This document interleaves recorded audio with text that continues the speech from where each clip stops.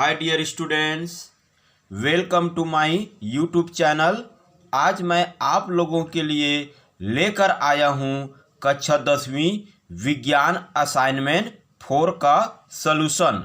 तो देखिए, इसमें आपका क्वेश्चन फर्स्ट पूछा गया है, मानव के श्वसन तंत्र का नामांकित चित्र बनाकर श्वसन की प्रक्रिया लिखिए।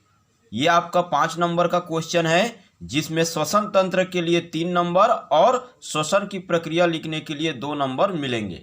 ठीक है, तो देखिए आपके स्क्रीन में मानव के श्वसन तंत्र का नामांकित चित्र बताया गया है। तो ये चित्र को आप जो है अपने कॉपी में लिख सकते हैं। इसको स्क्रीनशॉट ले लीजिए और ध्यान से पेंसिल से अपने कॉपी में जो है असाइनमेंट कॉपी में आप लिख सकते हैं। ठीक है, इसके पश्चात जो है चित्र बनाने के पश्चात श्वसन की प्रक्रिया, ये भी आपके स्क्रीन में दिखाया जा रहा है।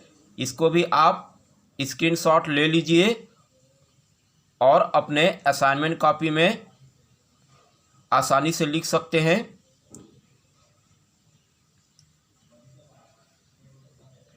ठीक है, इसके बाद हम लोग देखते हैं क्वेश्चन नंबर 2।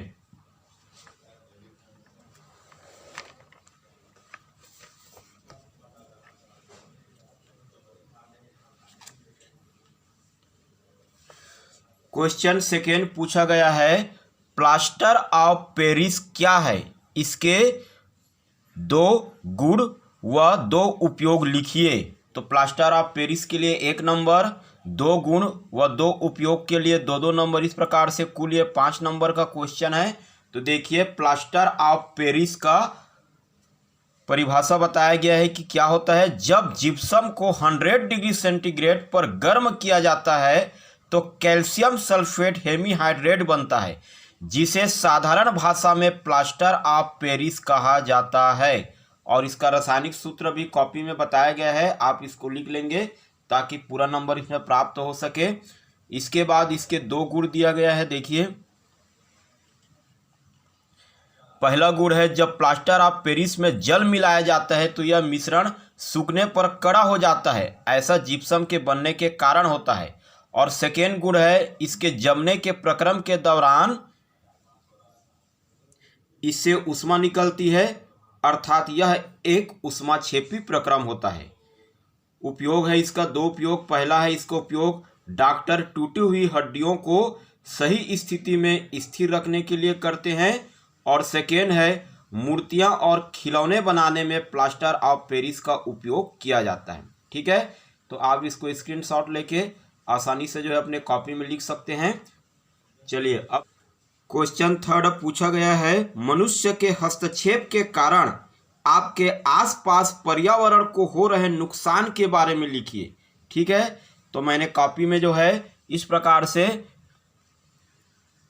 इसका आंसर लिखा हुआ है, आप स्क्रीनशॉट ले लीजिए और आसानी से अपने कॉपी में लिख सकते हैं। तो देखिए, यहाँ से आप स्क्रीनशॉट ले लीजिए।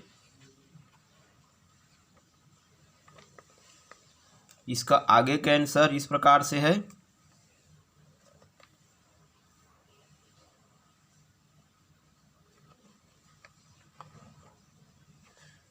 इस प्रकार से आप स्क्रीनशॉट ले लीजिए क्वेश्चन नंबर 3 के लिए। इसके बाद देख लेते हैं हम लोग क्वेश्चन नंबर 4।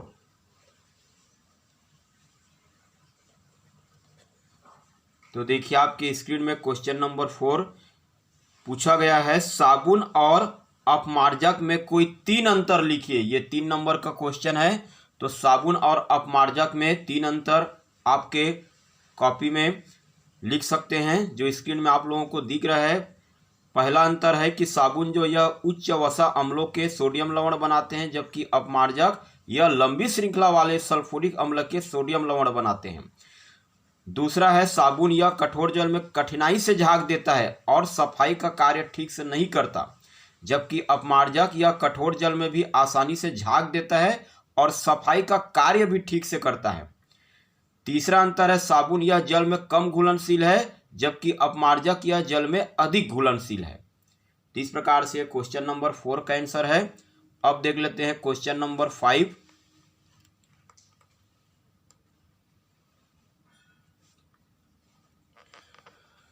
क्वेश्चन नंबर 5 पूछा है मानव पाचन तंत्र में निम्न की भूमिका बताइए। पहला एंजाइम, दूसरा हाइड्रोक्लोरिक अम्ल और तीसरा विलाई। तो देखिए यहाँ पर आपके स्क्रीन में मानव पाचन तंत्र में एंजाइम की भूमिका के बारे में बताया गया है। तो आप इसको स्क्रीनशॉट ले लीजिए और अपने असाइनमेंट कॉपी में आसानी से लिख सकते हैं।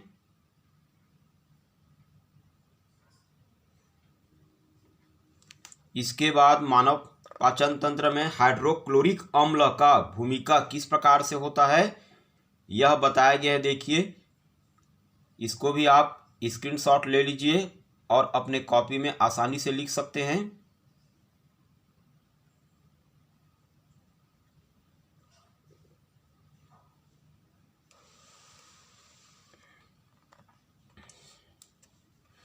इसके बाद तीसरा है